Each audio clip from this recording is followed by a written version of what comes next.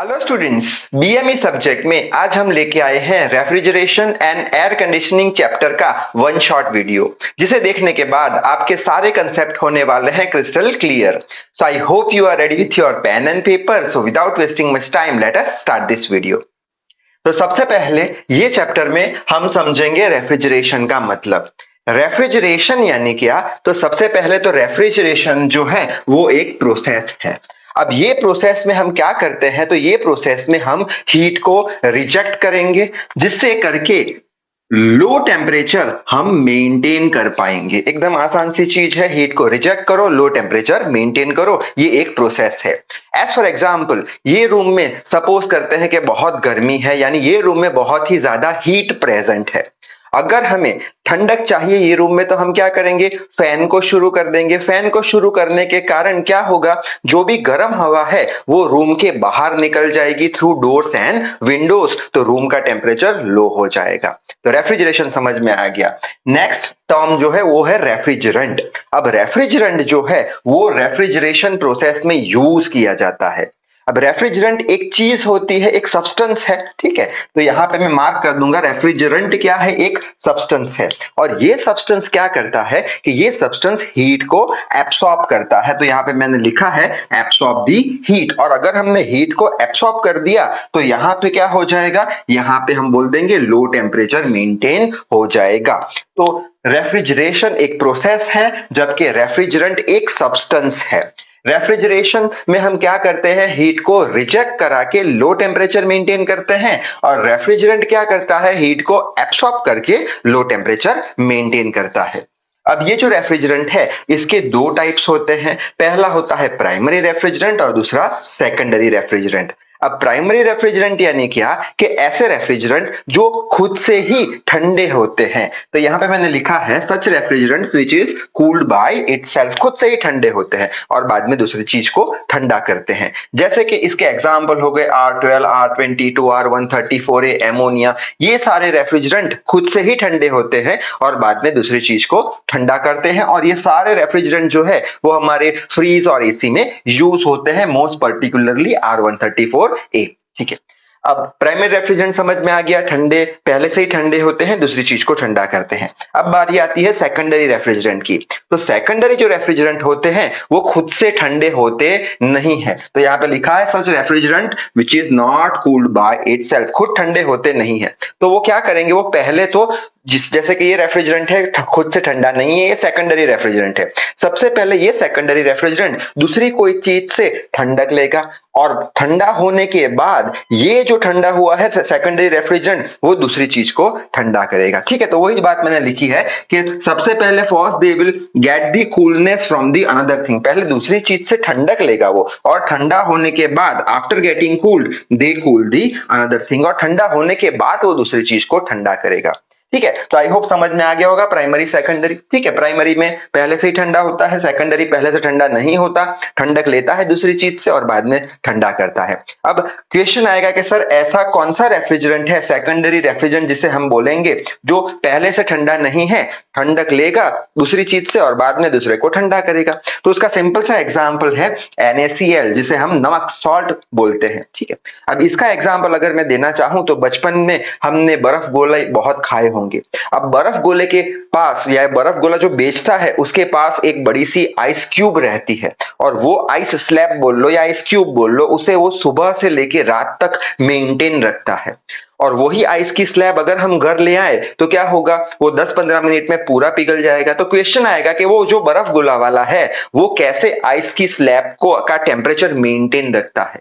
तो कुछ नहीं करता, वो सिर्फ और सिर्फ आइस की जो सरफेस होती है उसके ऊपर नमक को छटक देता है, ऐसे करके नमक को स्प्रिंकल कर देता है, ठीक है। अब नमक को उसने स्प्रेड कर दिया आइस पे, तो क्या होगा? नमक की एक प्रॉपर्टी है, कौन सी? कि लोअर टेम्परेचर पे नमक एक पतली सी लेयर बनाती है आइस के आसपास, और वो लेयर कोई भी हीट को एब्सॉर्ब नहीं होने देगी और कोई भी हीट को आइस में से रिजेक्ट नहीं होने देगी, यानी कि आइस का टेम्परेचर अब मेंटेन होने वाला है। ठीक है, यानी नमक जो है वो क्या करेगा, आइस का टेम्परेचर मेंटेन रखेगा, आइस को ठंडा करेगा। नमक पहले से ठंडा था नहीं, नमक जब हमने आइस पे रखा तब नमक ठंडा हुआ आइस से, और आइस से ठंडा होने के बाद नमक लेयर बना दिया, लेयर क्या करेगी, वापस से आइस को ठंडा करेगी। तो ये हो गया NaCl एग्जांपल। ठीक है, आगे बढ़ते हैं रेफ्रिजरेशन साइकिल। अब रेफ्रिजरेशन साइकिल यानी क्या, कि ऐसी साइकिल्स जिसमें रेफ्रिजरेशन प्रोसेस होती हो, और रेफ्रिजरेशन प्रोसेस में क्या होता है, हीट को रिजेक्ट करते हैं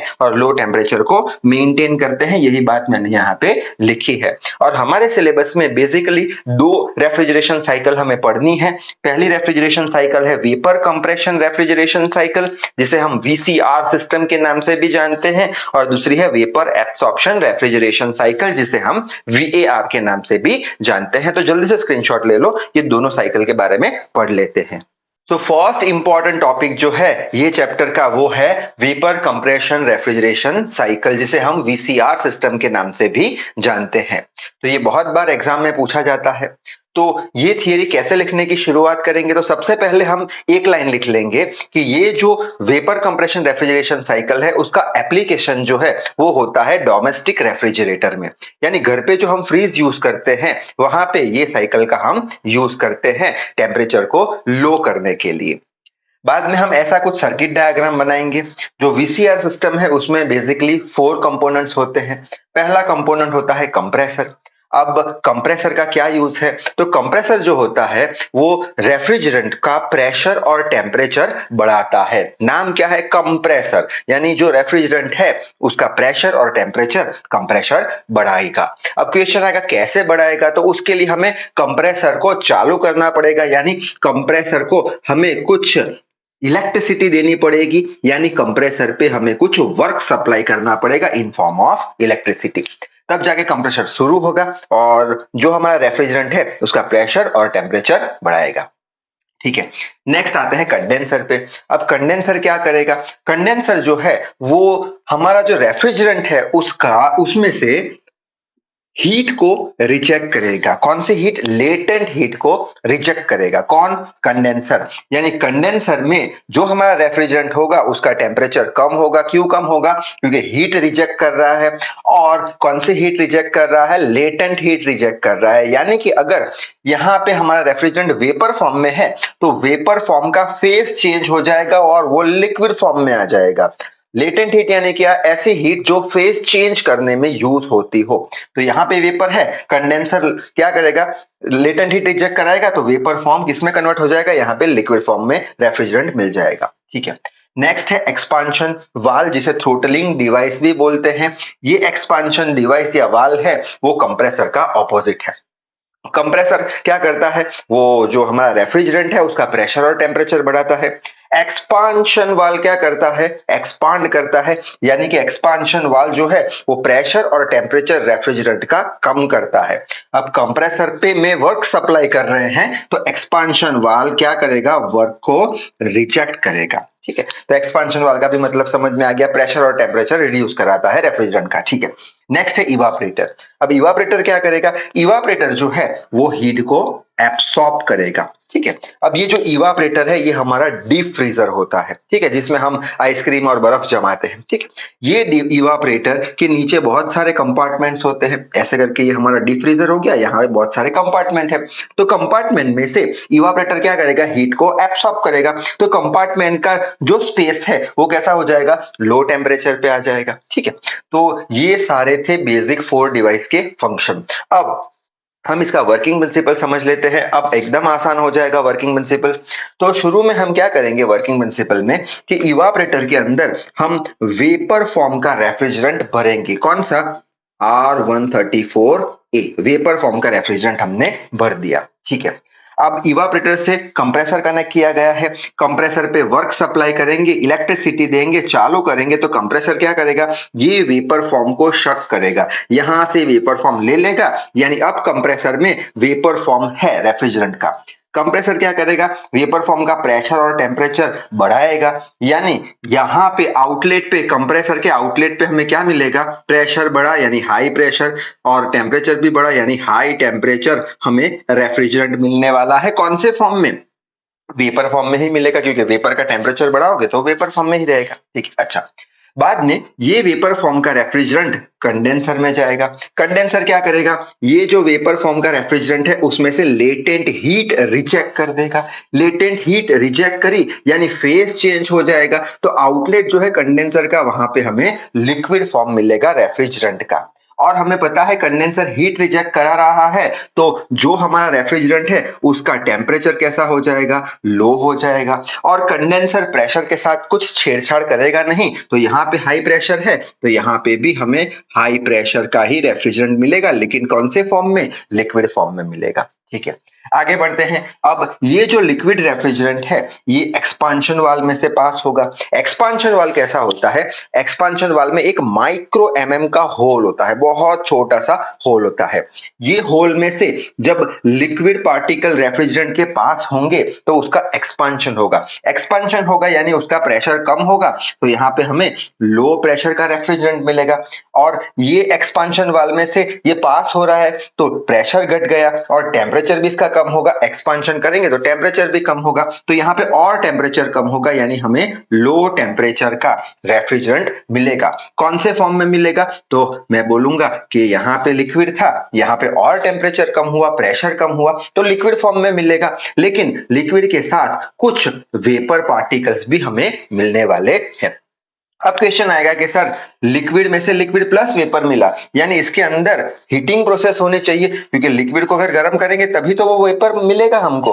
तो कारण क्या है कि एक्सपांशन वाल्व में छोटा सा होल होता है, उसमें से जब लिक्विड पार्टिकल्स पास होते हैं तो वो होल के अंदर कुछ फ्रिक्शन होता है। किसके बीच में, होल और लिक्विड पार्टिकल के बीच में कुछ फ्रिक्शन होता है। वो फ्रिक्शन होने के कारण कुछ हीट प्रोड्यूस होती है, और वो हीट प्रोड्यूस होने के कारण कुछ लिक्विड पार्टिकल्स वेपर पार्टिकल में कन्वर्ट हो जाते हैं, इसलिए हमें लिक्विड प्लस वेपर मिक्सचर मिलता है एक्सपांशन वाल्व के आउटलेट पे। तो आप ऐसा लिख लेना, due to the friction losses some liquid particles are converted into vapor particles, so at the outlet of expansion device we will get liquid plus vapor particles। ठीक है, अब ये liquid plus vapor particles किस में जाने वाले हैं, evaporator में।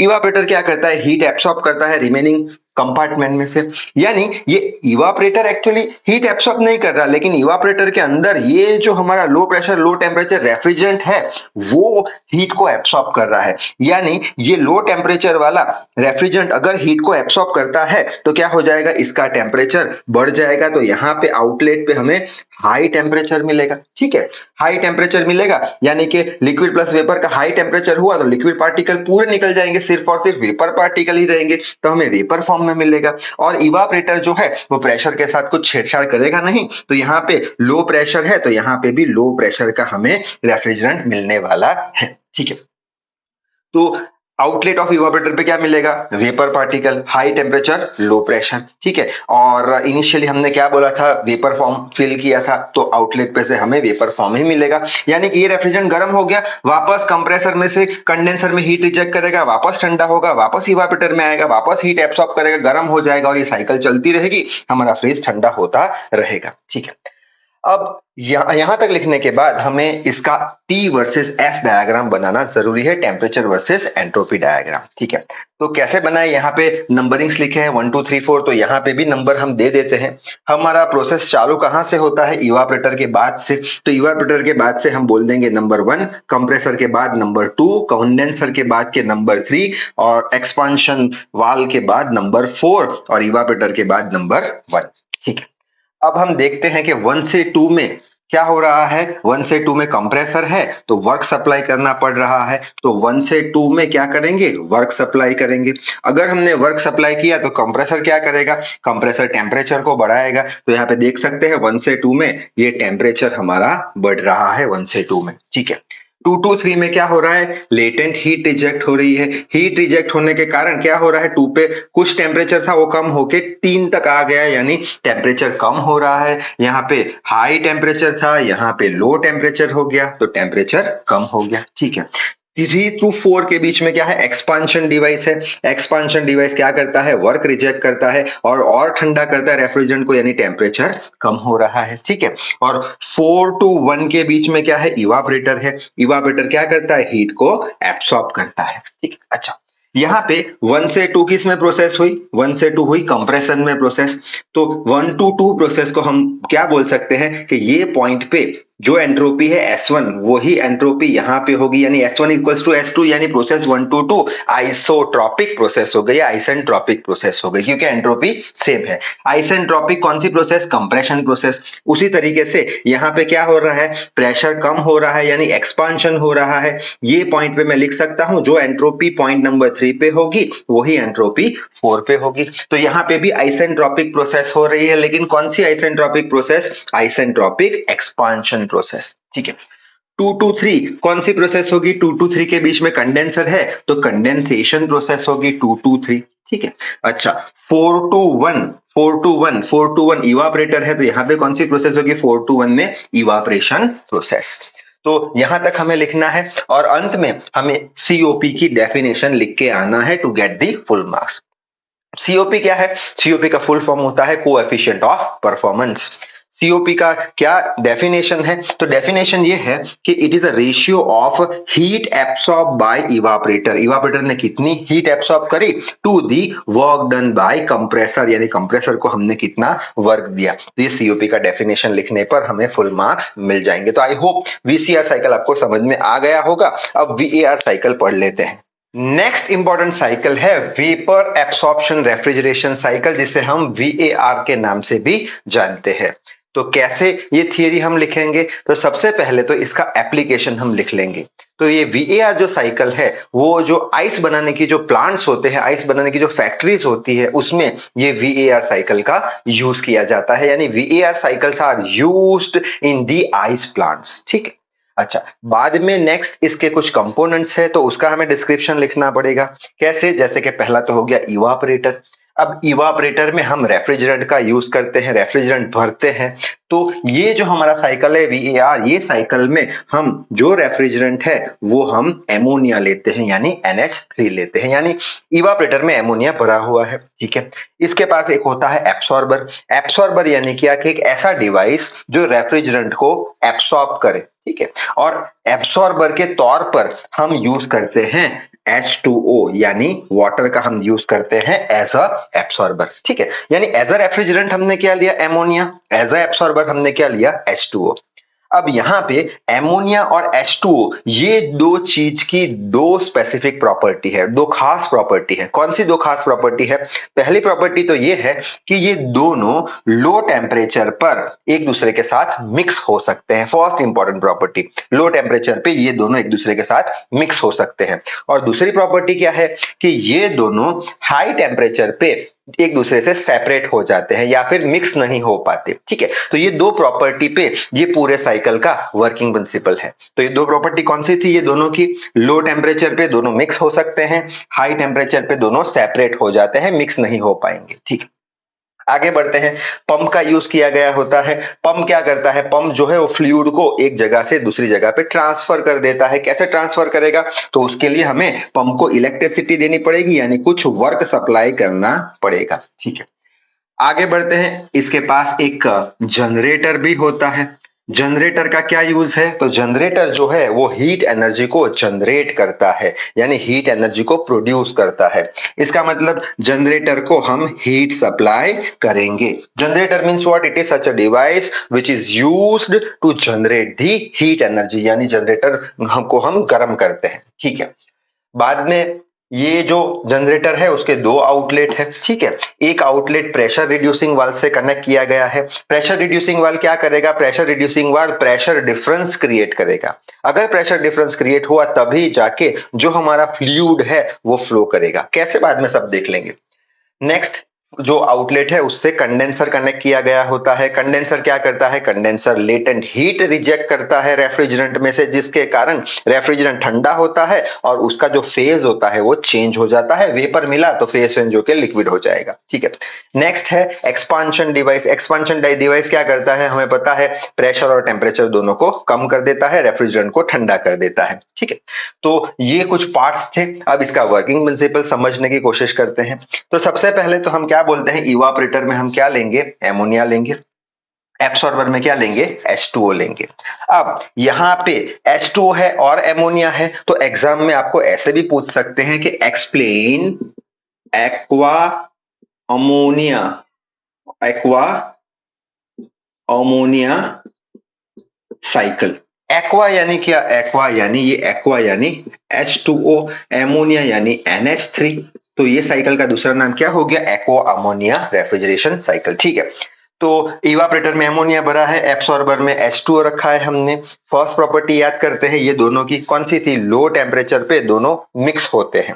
तो यहाँ पे H2O का तो लो टेम्परेचर ही होगा क्योंकि लिक्विड फॉर्म में है, और एमोनिया भी लो टेम्परेचर पे है। तो ये एब्सॉर्बर क्या करेगा, एमोनिया को एब्सॉर्ब करेगा। एमोनिया को एब्सॉर्ब करने के बाद दोनों के लो टेम्परेचर होने के कारण H2O और एमोनिया दोनों मिक्स हो जाएंगे। तो एब्सॉर्बर के आउटलेट पे हमें मिक्सचर मिलने वाला है किसका, H2O और एमोनिया का। ये हमें क्या मिल गया, मिक्सचर मिल गया एब्सॉर्बर के आउटलेट पे। ठीक है, अब ये जो मिक्सचर है उसे हम पंप की हेल्प से जनरेटर में बेचते हैं। ठीक है, अब जनरेटर में ये H2O प्लस एमोनिया का मिक्सचर है, जनरेटर को क्या हम देते हैं, हीट सप्लाई देते हैं। अगर हमने ये मिक्सचर को हीट सप्लाई दी तो दूसरी प्रॉपर्टी याद करो, कौन सी थी दूसरी प्रॉपर्टी, कि हायर टेम्परेचर पे दोनों सेपरेट हो जाते हैं। यानी ये H2O प्लस NH3 फिलहाल तो मिक्स है दोनों, लेकिन टेम्परेचर अगर हम देते हैं, इसको हीट सप्लाई करते हैं तो हायर टेम्परेचर पे दोनों सेपरेट हो जाते हैं। तो ऐसे कुछ मैं सेपरेशन लाइन बना दूं, और ये जो एमोनिया है वो टॉप पे कलेक्ट होगा वेपर फॉर्म में, और H2 जो है वो बॉटम में कलेक्ट होगा। अब क्वेश्चन आएगा कि सर एमोनिया वेपर में कैसे आ गया, तो हमने क्या किया था, यहाँ पे हीट दी थी, हीट देने के कारण एमोनिया वेपर में कन्वर्ट हो गया, लेकिन H2O नहीं हुआ। क्यों H2O वेपर में कन्वर्ट नहीं हुआ, क्योंकि एमोनिया का जो बॉइलिंग पॉइंट है वो वाटर से कहीं ज्यादा कम है। यानी वाटर को अगर हमें वेपर में कन्वर्ट करना है तो बहुत ज्यादा टेम्परेचर बढ़ाना पड़ेगा, बहुत ज्यादा हीट देनी पड़ेगी, लेकिन एमोनिया को अगर हमें वेपर में कन्वर्ट करना है तो बहुत ही कम टेम्परेचर पे वो वेपर में कन्वर्ट हो जाएगा।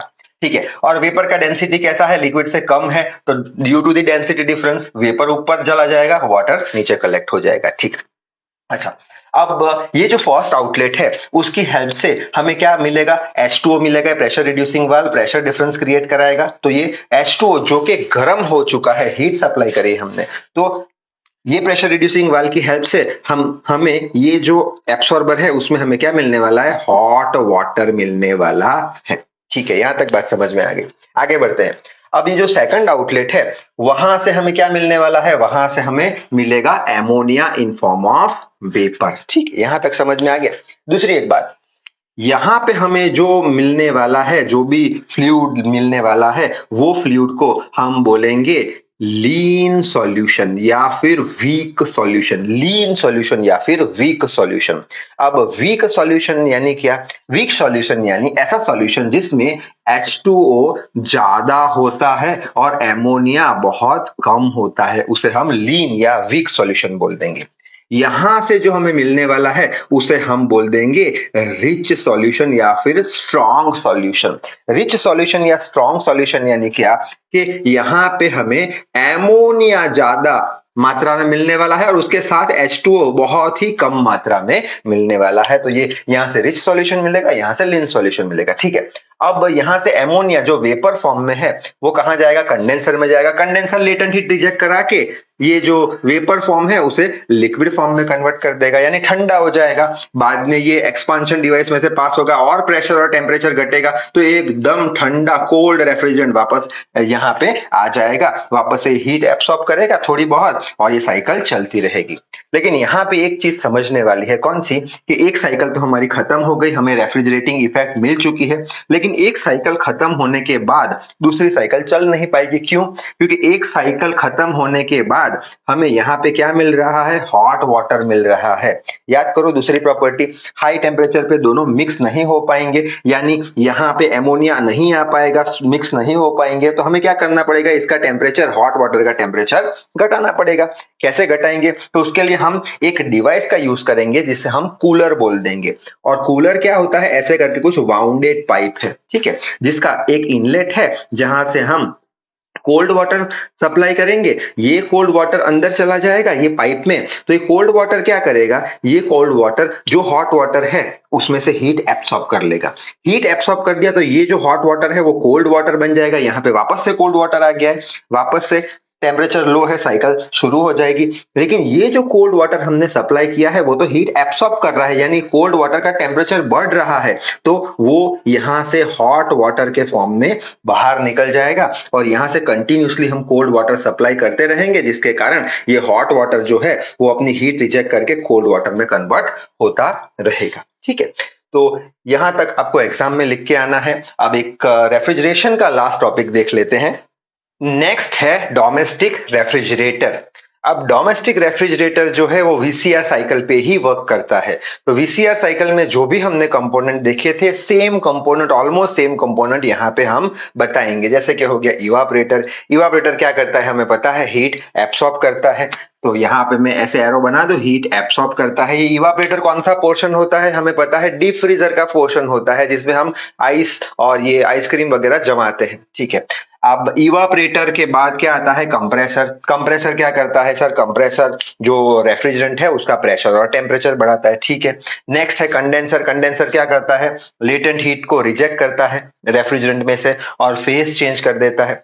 बाद में यहाँ पे हम कैपिलरी ट्यूब का यूज करेंगे। कैपिलरी ट्यूब यानी पतली कॉपर की ट्यूब जिसमें बहुत ही छोटे से एरिया में रेफ्रिजरेंट पास होता है। ठीक है, तो ये कैसे काम करता है, ये एक्सपांशन डिवाइस जैसा ही होता है, लेकिन यहाँ पे नाम हमने कैपिलरी ट्यूब दे दिया है, जो एक वाउंडेड कॉपर का पाइप है जिसमें से पास होने के बाद एक्सपांशन प्रोसेस होती है, यानी प्रेशर और टेम्परेचर रेफ्रिजरेंट का कम हो जाता है। ठीक है, तो शुरू करते हैं। वही पुरानी कहानी हम बोलेंगे, वीसीआर में लिखी थी वही। क्या बोलेंगे कि कंप्रेसर जो है हमारा वो क्या करेगा, प्रेशर और टेम्परेचर बढ़ाएगा। तो यहाँ पे हमें वेपर फॉर्म मिलेगा, कैसा, हाई प्रेशर हाई टेम्परेचर का वेपर फॉर्म मिलेगा। ठीक है, ये हाई प्रेशर हाई टेम्परेचर किस में से पास होगा, कंडेंसर में से। तो कंडेंसर में से क्या होगा, हीट को रिजेक्ट करेगा। हीट को रिजेक्ट करेगा तो यहाँ पे हमें क्या मिलेगा, एक तो फेस चेंज हो जाएगा, लेटेंट हीट रिजेक्ट करेगा तो यहाँ पे लिक्विड मिल जाएगा। और उसका प्रेशर कैसा होगा, तो कंडेंसर प्रेशर के साथ छेड़छाड़ करता नहीं है तो उसका प्रेशर तो हाई ही होगा,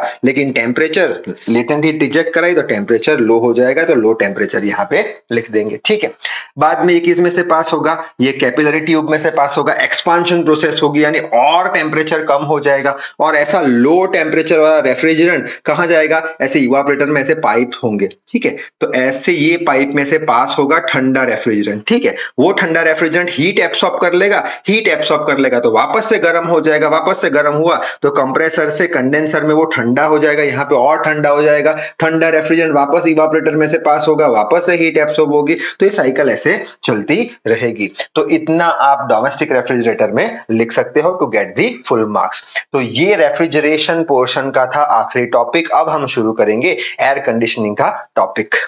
तो अब हम शुरू करते हैं एयर कंडीशनिंग का पोर्शन। तो सबसे पहले समझ लेते हैं एयर कंडीशनिंग का मतलब। हमने रेफ्रिजरेशन का मतलब समझा था। रेफ्रिजरेशन एक प्रोसेस थी जिसमें हम हीट रिजेक्ट करते थे और लो टेम्परेचर को मेंटेन करते थे। अभी जो एयर कंडीशनिंग है ये भी एक प्रोसेस है। तो ये प्रोसेस में बेसिकली तीन चीजें होती है। पहली चीज क्या है कि ये प्रोसेस में टेम्परेचर को मेंटेन किया जाता है, ना कि टेम्परेचर को कम किया जाता है।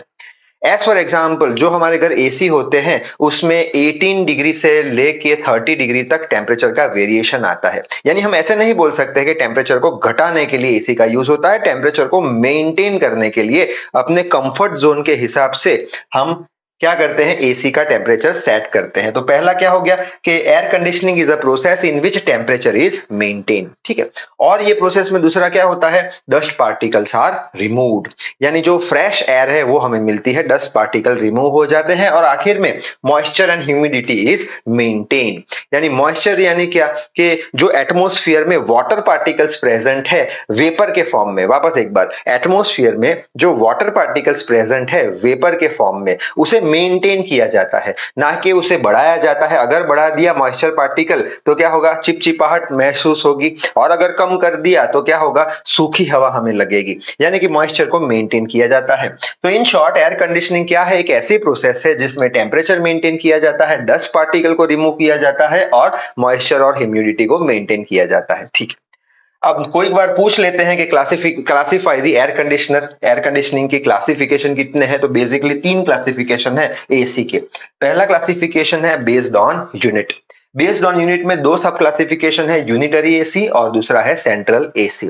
अब यूनिटरी एसी यानी क्या कि ऐसा एसी जो सिर्फ और सिर्फ एक ही यूनिट को ठंडा करता हो, या फिर सिर्फ और सिर्फ एक ही यूनिट को ठंडा करता हो। जैसे कि कमरे में जो हम एसी लगाते हैं वो सिर्फ एक ही रूम को ठंडा कर रहा है, तो उसे हम यूनिटरी एसी, एक यूनिट को ही ठंडा करता है, उसे हम यूनिटरी एसी बोल देंगे, जैसे कि हो गए विंडो एसी, स्प्लिट एसी, ठीक है। नेक्स्ट जो है वो है सेंट्रल एसी। अब सेंट्रल एसी हमने देखे होंगे कहाँ पे, शॉपिंग मॉल में, सिनेमास में, फिर रेलवे जो कंपार्टमेंट्स होते हैं उसमें, ठीक है। तो ये सेंट्रल एसी यानी क्या कि जितनी भी कूलनेस है वो कूलनेस एक जगह पे प्रोड्यूस होती है, सेंटर पे प्रोड्यूस होती है। बाद में ये जो कूलनेस है वो डिफरेंट डिफरेंट पाइप की हेल्प से डिफरेंट डिफरेंट जगह पे हम डिस्ट्रीब्यूट कर देते हैं, ठीक है। यानी यहाँ पे कूलनेस सेंटर पे प्रोड्यूस हुई है और बाद में उसे डिस्ट्रीब्यूट किया गया है, इसलिए हम उसे सेंट्रल एसी बोल देंगे, ठीक है। नेक्स्ट क्लासिफिकेशन है बेस्ड ऑन सीजन, यानी सीजन के हिसाब से उसके 2 क्लासिफिकेशन है, समर एसी और विंटर एसी। समर एसी कब यूज करेंगे सर, समर में यूज करेंगे। समर एसी का क्या यूज है सर, समर में टेम्परेचर ज्यादा होता है वो हमें पता है, और समर में ह्यूमिडिटी बोल लो या मॉइस्चर बोल लो वो भी ज्यादा होती है। क्यों, क्योंकि समर में हमें पसीना होता है, ठीक है। तो समर एसी का क्या काम है, समर एसी जो है वो टेम्परेचर को कम करता है और मॉइस्चर बोल लो, ह्यूमिडिटी बोल लो, उसे भी कम कर देता है, ठीक है। अच्छा, नेक्स्ट है विंटर एसी। विंटर एसी कब यूज होते हैं, विंटर में यूज होते हैं। अब विंटर में क्या होता है, टेम्परेचर बहुत ही कम होता है, तो विंटर एसी क्या करेगा, टेम्परेचर को बढ़ाने के काम में आएगा। और विंटर में मॉइस्चर जो होता है वो बहुत ही कम होता है, जिसके कारण हमारी स्किन फट जाती है, मॉइस्चराइजिंग क्रीम हम लगाते हैं। तो विंटर एसी क्या करेगा, मॉइस्चर को बढ़ाएगा, ठीक है। अच्छा, तो ऐसे एक दो लाइन लिख लेना आप। लास्ट है बेस्ड ऑन कंस्ट्रक्शन। तो ये जो 2 क्लासिफिकेशन है, विंडो एसी और स्प्लिट एसी, ये दोनों में से एक क्वेश्चन ज्यादातर एग्जाम में रहता है। तो अब हम विंडो एसी और स्प्लिट एसी के बारे में पढ़ेंगे, जल्दी से स्क्रीनशॉट ले लो। तो स्टार्ट करते हैं विंडो एसी से, जो कि एक इंपॉर्टेंट टॉपिक है एग्जाम पॉइंट ऑफ व्यू से। तो विंडो एसी में हम कुछ डायग्राम बना देंगे, बाद में थियरी लिखने की शुरुआत करेंगे। उसमें क्या लिखेंगे कि विंडो एसी में सिर्फ और सिर्फ एक ही यूनिट होता है, जो कि हम देख सकते हैं इसके पास सिर्फ एक बिग बॉक्स है, या एक ही कंटेनर है, या एक ही यूनिट है। और ये एक जो ये यूनिट है, ये जो एक बिग बॉक्स है, उसके अंदर ही हम जो 4 कंपोनेंट पढ़ के आए हैं, कंप्रेसर, कंडेंसर, एक्सपांशन डिवाइस और इवापोरेटर, ये सारी चीज एक ही यूनिट के अंदर रखी हुई होती है। अब ये जो पूरा यूनिट है विंडो एसी का, उसे अगर हमें घर में लगाना है तो हम कैसे लगाएंगे, तो उसके लिए हमें जो दीवार है उसमें एक होल बनाना पड़ेगा, यानी हमें ब्रिक्स को तोड़ के उसमें एक होल बनाना पड़ेगा। तो यहाँ पे ये वॉल हो गई, ठीक है। वॉल को तोड़ के हमने एक होल बना दिया, और वो होल के अंदर हम ये जो सिंगल यूनिट है, बिग बॉक्स है, उसको हम इंसर्ट कर देंगे। किस तरीके से कि जो ये इनसाइड पोर्शन है, जो रूम का पोर्शन है, वो तरफ हमें क्या चाहिए, इवापोरेटर चाहिए, तो हम वो तरफ इवापोरेटर रख देंगे। और रूम के बाहर का जो पोर्शन है वहां पे हम रख देंगे, ये हो गया हमारा कंडेंसर पूरा, सॉरी ये यहाँ पे मैंने गलती किया, ये हो गया हमारा कंडेंसर तो यहाँ पे लिख लो, बाहर की साइड हम क्या रखेंगे, कंडेंसर रखेंगे, ठीक है। अच्छा, अब कंडेंसर के पास एक फैन है तो उसे हम कंडेंसर फैन बोल देंगे, जो एक मोटर से रोटेट होता है। ये हो गया इवापरेटर, जो इनसाइड पोर्शन है। इनसाइड पोर्शन क्यों लिया इवापरेटर हमने, क्योंकि इवापरेटर ठंडा होता है तो रूम को ठंडा करेगा, ठीक है। अच्छा, अब इवापरेटर को ठंडा कौन करेगा, ये हो गया हमारा एक फैन जिसे हम इवापरेटर फैन बोल देंगे, ठीक है। अब आगे बढ़ते हैं, इसके वर्किंग प्रिंसिपल पे कैसे स्टार्ट करेंगे लिखना। तो सबसे पहले तो हम बोलेंगे कि यहाँ पे ये जो इवापरेटर है वो अंदर की साइड है। इवापरेटर कैसा है, ठंडा है। ठंडा है तो रूम की जो गर्म हवा है उसमें से वो गर्मी एब्सॉर्ब करेगा। गर्मी एब्सॉर्ब करेगा तो रूम के अंदर ठंडक हो जाएगी। अब गर्मी एब्सॉर्ब किसने की है, इवापरेटर के अंदर जो रेफ्रिजरेंट है उसने गर्मी एब्सॉर्ब की है। यानी ये जो गरम रेफ्रिजरेंट है वो ये जो पाइप है उससे होता हुआ किसमें जाएगा, कंप्रेसर में जाएगा। कंप्रेसर में क्या होगा, गरम रेफ्रिजरेंट का प्रेशर और टेम्परेचर बढ़ेगा तो ये गरम रेफ्रिजरेंट वापस ये पाइप से होता हुआ कंडेंसर में जाएगा। कंडेंसर में गरम रेफ्रिजरेंट कौन सी हीट रिजेक्ट करेगा, गरम रेफ्रिजरेंट लेटेंट हीट रिजेक्ट करेगा, जिसके कारण गरम रेफ्रिजरेंट ठंडा हो जाएगा। और ये ठंडा रेफ्रिजरेंट यहाँ से, ये कैपिलरी ट्यूब है पूरी, कैपिलरी ट्यूब में पास होके और ठंडा हो जाएगा और एकदम ठंडा रेफ्रिजरेंट वापस से किस में एंटर हो जाएगा, इवापरेटर में। इवापरेटर कौन सी साइड है, इवापरेटर है हमारी रूम के अंदर। तो वापस से ठंडा जो रेफ्रिजरेंट है, ठंडा जो इवापरेटर है वो वापस से गर्मी एब्सॉर्ब करेगा, वापस से गर्म होगा, वापस से ठंडा होगा और वापस से गर्मी एब्सॉर्ब करता रहेगा, ठीक है। अब यहाँ पे जो फैन रखा है ये इवापरेटर फैन, जो इवापरेटर की जो ठंडक है वो रूम में के अंदर ब्लो करवाएगा। यहाँ पे जो फैन रखा है कंडेंसर फैन, वो क्या करेगा कि यहाँ पे जब गर्म रेफ्रिजरेंट आएगा तो वो गर्म रेफ्रिजरेंट में से वो हीट को रिजेक्ट कराने के लिए ये फैन यूज हम करते हैं, ठीक है। अच्छा, अब ये पूरा था इसका वर्किंग प्रिंसिपल, सिंपल सा था, कुछ ज्यादा है नहीं कुछ खास। लास्ट में आपको इसके डिसएडवांटेज लिखने होंगे, तो यहाँ पे मैंने लिख के रखे हैं कि ये जो विंडो एसी है उससे हमें ज्यादा नॉइस मिलता है। क्यों ज्यादा नॉइस मिलता है, क्योंकि ये जो कंप्रेसर है, ये कंप्रेसर ये आवाज करता है और ये कंप्रेसर रूम के पास में ही है, तो कंप्रेसर का आवाज रूम में आएगा, जिसके कारण इसका विंडो एसी का नॉइस प्रोडक्शन ज्यादा है। दूसरा क्या है, इसकी कूलिंग इफेक्ट कम है। क्यों कूलिंग इफेक्ट कम है, तो वो समझ लेते हैं कि यहाँ पे जो हमने एक ही यूनिट लिया है उसके अंदर ही कंप्रेसर, कंडेंसर और इवापरेटर है। अब हमें पता है कि कंडेंसर क्या करता है, हीट रिजेक्ट करता है। इवापरेटर एकदम ठंडा है तो हीट जो है हमेशा वो हायर टेम्परेचर से लोअर टेम्परेचर पे जाती है। कंडेंसर का टेम्परेचर हायर है तो हीट रिजेक्ट तो हो रही है, लेकिन ये हीट यहाँ पे भी तो रिजेक्ट होगी, कुछ हीट यहाँ पे भी तो रिजेक्ट होगी, ठीक है। तो हीट यहाँ पे अगर आई तो ये जो इवापरेटर है उसका टेम्परेचर बढ़ जाएगा थोड़ा बहुत। अगर टेम्परेचर थोड़ा बहुत बढ़ा तो रूम के अंदर इतनी ठंडक हमें नहीं दे पाएगा, तो हम बोलते हैं कि कूलिंग इफेक्ट कैसी है, कम है। और आखिर में इसका एक डिसएडवांटेज है कि इसका जो इंस्टॉलेशन है वो बहुत ही ज्यादा डिफिकल्ट है। क्यों डिफिकल्ट है, क्योंकि अगर हमें विंडो एसी को इंस्टॉल करना है तो उसके लिए हमें क्या करना पड़ेगा, हमें दीवार को तोड़ना पड़ेगा या कोई ऐसी खिड़की देखनी पड़ेगी जो उसके साइज की हो, ठीक है। तो इसका इंस्टॉलेशन डिफिकल्ट है। तो ये सारी चीजें आप ये थ्योरी में लिख के आना। अब आखिरी एक टॉपिक ले लेते हैं जो कि होगा स्प्लिट एसी। तो अभी हमने विंडो एसी के बारे में पढ़ा जिसमें हमने बोला था कि सिर्फ और सिर्फ एक ही यूनिट का यूज होता है। अब हम स्प्लिट एसी के बारे में पढ़ेंगे जिसमें 2 यूनिट के यूज होते हैं। जो भी हमने सिंगल यूनिट यूज किया था उसको हम स्प्लिट कर देंगे 2 यूनिट में, जिसे हम स्प्लिट एसी बोल देंगे। तो यहाँ पे हम देख सकते हैं ये पूरा हो गया एक यूनिट जो कि हमारा हो गया एक रूम। रूम के अंदर हम एक स्लिम बॉडी, पतली बॉडी को हम हैंग करते हैं वॉल पे, तो ये हो गया हमारा स्लिम बॉडी, ये हो गया एक यूनिट। और रूम के अंदर जो हम रख रहे हैं, जो भी पार्ट रख रहे हैं वो पार्ट होगा हमारा इवापरेटर। क्यों इवापरेटर, क्योंकि इवापरेटर ठंडा होता है तो गर्मी एब्सॉर्ब करेगा, ठीक है। अच्छा, तो ये एक यूनिट खत्म हो गया, ये पूरा हो गया हमारा दूसरा यूनिट, ये पूरा हो गया हमारा दूसरा यूनिट, ठीक है। दूसरे यूनिट में हम क्या रखेंगे, दूसरे यूनिट में हम रखेंगे कंप्रेसर को और हम रखेंगे कंडेंसर को, ठीक है। अच्छा, तो ये पूरा हो गया दूसरा यूनिट। ये फर्स्ट यूनिट और सेकंड यूनिट दोनों एक दूसरे से किससे कनेक्ट किए हैं, हमने दोनों एक दूसरे से हमने ये पाइपलाइन से कनेक्ट किए हैं। पाइपलाइन में क्या फ्लो होगा, रेफ्रिजरेंट फ्लो होगा, ठीक है। अब कैसे स्टार्ट करेंगे? तो सबसे पहले तो हम बोलेंगे कि जो भी हमने बिग बॉक्स लिया था, बिग कंटेनर लिया था विंडो एसी में, उसे हम 2 पार्ट में डिवाइड कर देंगे, ठीक है? बाद में हम अंदर का जो पार्ट होगा, जो रूम के अंदर रखने वाले हैं, वो इवापोरेटर होगा क्योंकि वो ठंडा होता है, और बाकी का जो दूसरा यूनिट है उसके अंदर हम कंप्रेसर और कंडेंसर रख देंगे, कैपिलरी ट्यूब भी रख देंगे, ठीक है?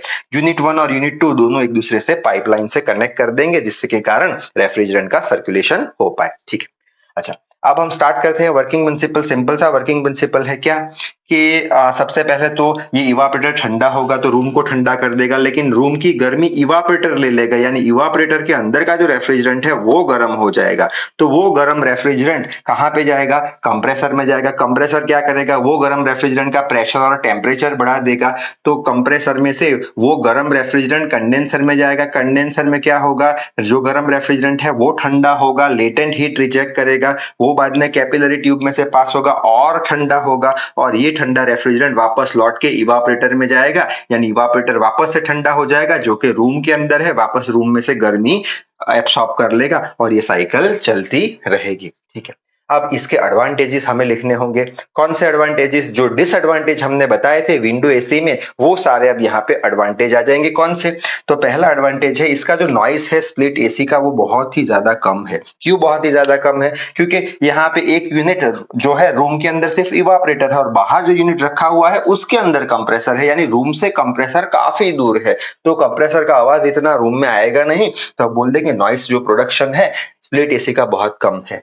नेक्स्ट है इसकी कूलिंग इफेक्ट अच्छी है। क्यों कूलिंग इफेक्ट अच्छी है? क्योंकि यहाँ पे जो कंप्रेसर हीट रिजेक्ट कर रहा है, कंडेंसर जो हीट रिजेक्ट कर रहा है, वो कंडेंसर इवापोरेटर तक पहुंच नहीं पाएगी। इसकी हीट, ये दोनों की, कंप्रेसर भी थोड़ा बहुत हीट रिजेक्ट करेगा, तो हीट जो कंप्रेसर और कंडेंसर रिजेक्ट कर रहे हैं, वो हीट इवापोरेटर तक पहुंच नहीं पाएगी, वो कंप्लीटली सराउंडिंग में जाएगी, यानी इवापोरेटर का टेम्परेचर अब बढ़ने वाला नहीं है, यानी इसकी कूलिंग इफेक्ट बहुत ही अच्छी हमने मिलने वाली है। और आखिरी एडवांटेज है इसका जो इंस्टॉलेशन है वो बहुत ही ज्यादा ईजी है। क्यों ईजी है? विंडो एसी के इंस्टॉलेशन में हम क्या करते थे? ब्रिक्स तोड़ते थे, वॉल में एक होल बनाते थे, ठीक है? अब स्प्लिट एसी में कुछ होल बनाने की जरूरत नहीं है, सिंपली उसको वहां पे हम टांग देंगे, बात बन जाएगी, ठीक है? तो यहाँ पे ही होता है ये पूरा चैप्टर समाप्त। तो आई होप आपके कंसेप्ट हो गए होंगे क्रिस्टल क्लियर। तो इस वीडियो में बस इतना ही। सो तब तक के लिए पढ़ाई करते रहे। All the very best.